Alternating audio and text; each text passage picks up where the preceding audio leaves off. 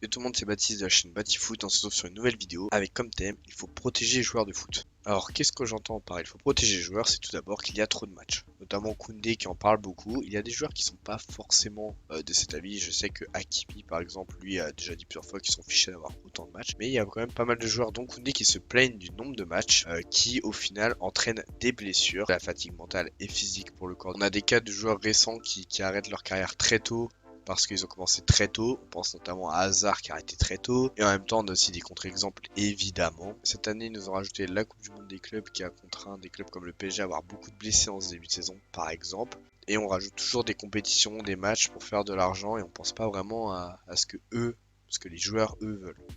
Alors oui, ils gagnent beaucoup d'argent.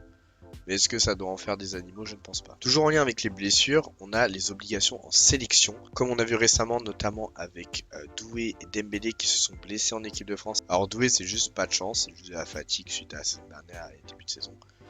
Dembélé, il y avait déjà des alertes, il a joué, il s'est blessé. Donc ça n'a pas trop plu au PSG. Et on sent que c'est un peu froid du coup entre Luis Enrique et Didier Deschamps. On a aussi Hansi Flick, l'entraîneur du FC Barcelone, qui s'est plaint que la sélection espagnole a fait beaucoup trop jouer Yamal qui avait déjà des douleurs et donc ils ont forcé sur lui alors que l'Espagne aurait largement pu gagner aussi sans Yamal. Donc il s'est plaint de ça, Flick, il a totalement raison, hein. Yamal s'est blessé, il aurait dû être préservé je pense. Et on a enfin une lettre du PSG qui remercie cette fois-ci la sélection espagnole de ne pas avoir pris Fabien Ruiz pour ce rassemblement et de l'avoir laissé au repos car celui-ci avait une petite gêne. Donc on peut voir que les sélections avec les clubs, ça s'entend pas forcément très bien. J'ai pris que 3 exemples, il y en a plus que ça évidemment, on pourrait revenir dans le passé, tout ça. Mais ça arrive qu'en sélection les joueurs se blessent pour des matchs qui sont pas si importants ou des matchs où on pourrait se passer d'eux. Ils n'en ont pas la nécessité de les amener, hein. L'équipe de France aurait pu très bien se passer de Dembélé pour le rassemblement ou de Doué.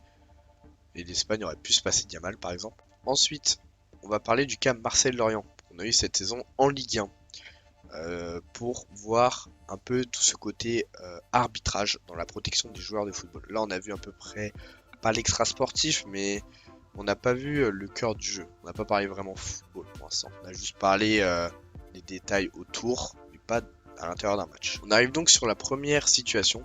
Le carton rouge qu'a pris le joueur lorientais dès le début du match, plus le pénalty accordé à Lorient.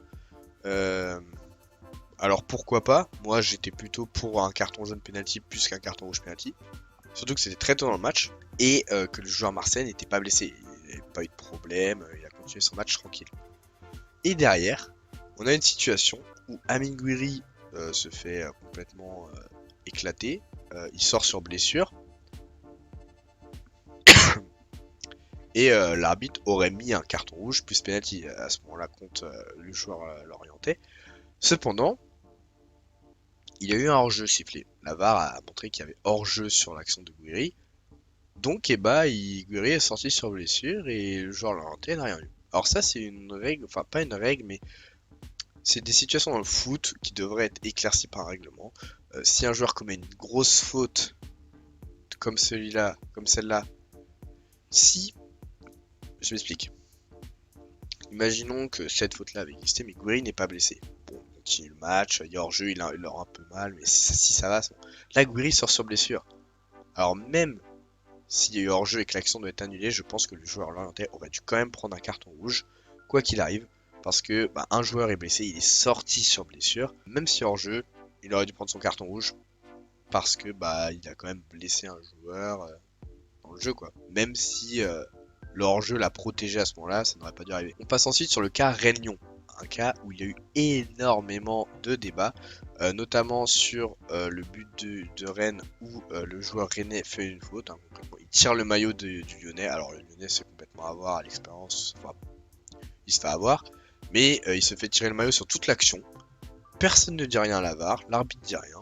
Bon, tout va bien. Alors que c'est interdit de tirer le maillot hein, et que l'action conduit à un but de Rennes. On a ensuite cette grosse faute du joueur rennais qui va égaliser contre Lyon dans ce match. Il va pas prendre de carton rouge. Stéphanie Frappard à la VAR dit il n'y a rien, le pied a glissé donc il n'y a pas faute. C'est un scandale qu'il n'y ait pas eu carton rouge sur cette action. C'est encore une fois un manque de vigilance des arbitres et un manque de professionnalisme tout simplement. Comment la VAR et Stéphanie Frappart peuvent dire il n'y a pas faute, tout va bien. Donc deux poids deux mesures comme le match précédent qu'on a vu sur le Marseille-Lorient où il y a un rouge pour une faute qui mérite un penalty mais qui n'est pas gravissime contre une faute comme ici présent qui est très très grave et où le joueur ne va pas prendre carton rouge. On va donc continuer sur le manque de cohérence comme je viens de montrer jusqu'à... on va continuer sur le manque de cohérence comme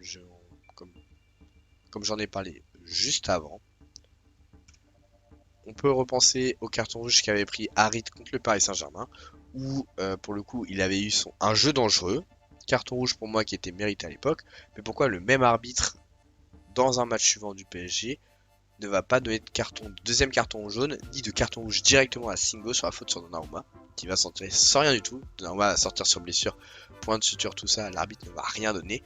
Et là on peut pas dire il est hors jeu, machin, donc enfin il y a eu un truc action annulée. Non, là c'était dans le jeu, action valide, il n'y a rien eu. On a ensuite le carton rouge qu'a pris Bellingham la saison dernière pour avoir dit fuck off. Alors il a dit que s'il parlait pas à l'arbitre et qu'il se parlait à lui-même, quand bien même il ne doit pas parler comme ça à l'arbitre évidemment, et s'il se parlait à lui-même, bah il a pris son rouge, c'est un peu dommage. Mais du coup, pourquoi il prend un rouge pour une insulte qu'il s'est dit à lui-même, enfin il dit putain, enfin voilà, traduit en français, et pourquoi il y a des joueurs qui prennent pas de carton rouge. On repense aux nombreux coups de sang que Vinicius a eu par exemple en Ligue des Champions, il n'a jamais pris de carton rouge. Manque de cohérence à ce niveau-là. Surtout que les arbitres espagnols, il a souvent des débats sur l'arbitrage en Espagne. Hein, il a souvent enfin pas des tentatives, mais des appels du Barça et du Real pour dire de la corruption, machin bidule, alors que c'est les clubs les plus avantagés et tout ça. Donc voilà. Et enfin, la grosse faute que Guevara a subie en Ligue 1 il y a 2 semaines. Il n'y a pas eu de carton. S'il y a eu carton jaune, si je m'abuse, je me rappelle plus exactement de ce qu'il y a eu. Une faute où le joueur en face s'essuie complètement les crampons sur sa jambe. Hein, et il était ripé de partout, il saignait. Il a dû sortir sur blessure. Et la Guevara, heureusement, a pu jouer contre l'Atalanta ensuite, 2 jours plus tard. Mais il n'y a pas eu de carton rouge encore une fois là. Encore une fois, il faut protéger les joueurs. Alors oui, Bellingham, c'est pas bien de dire une insulte sur un terrain de football. Mais lui va prendre un rouge. Alors que des joueurs qui commettent des fautes très graves ne vont pas prendre de rouge. Harit, oui, il a un peu blessé Marquinhos, il a eu un jeu dangereux, mais son action méritait certainement moins un rouge que les 2 autres actions qu'on a vues là, ou que l'action du Rennes sur le Lyon. Tout ce que j'ai montré dans cette vidéo, ce sont des exemples. Ce n'est pas des exceptions, ça arrive pas régulièrement, mais ça arrive quand même. Avec le nombre de matchs qu'on a en plus, il y a forcément plus de cas de fautes qui ne sont pas sanctionnés, on en a de plus en plus. Donc avec les nouvelles technologies qu'on a aujourd'hui, ça ne devrait pas arriver. Les joueurs sont moins en moins protégés, hein, forcément. Du coup, quand on voit des erreurs comme ça, qui sont récentes en plus, toutes ces erreurs qui sont à l'image là sont récentes. Je ne suis pas allé chercher des vieilles erreurs. Là, j'ai pris vraiment sur les 2 dernières saisons, et encore la plupart, c'est sur juste les 5 premières journées de championnat qu'on a pu voir. C'est vraiment scandaleux qu'il y ait encore des erreurs comme ça avec tous les moyens qu'on met pour aider les arbitres. Il y a certes des erreurs, l'erreur est humaine, mais il ne peut pas y avoir trop d'erreurs énormes comme ça qui ne sont pas sanctionnées. Donc merci à tous d'avoir regardé cette vidéo, c'était Baptiste, on se retrouve pour les prochaines vidéos, bye bye.